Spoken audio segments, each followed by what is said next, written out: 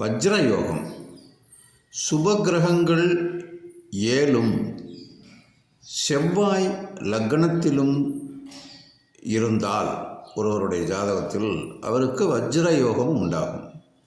இது சுகபோகமான வாழ்க்கையையும் நீண்ட ஆயுளையும் அந்த ஜாதகருக்கு வீர தீர செயல்கள் செய்வதில் ஒரு வல்லவராகவும் இருப்பார்.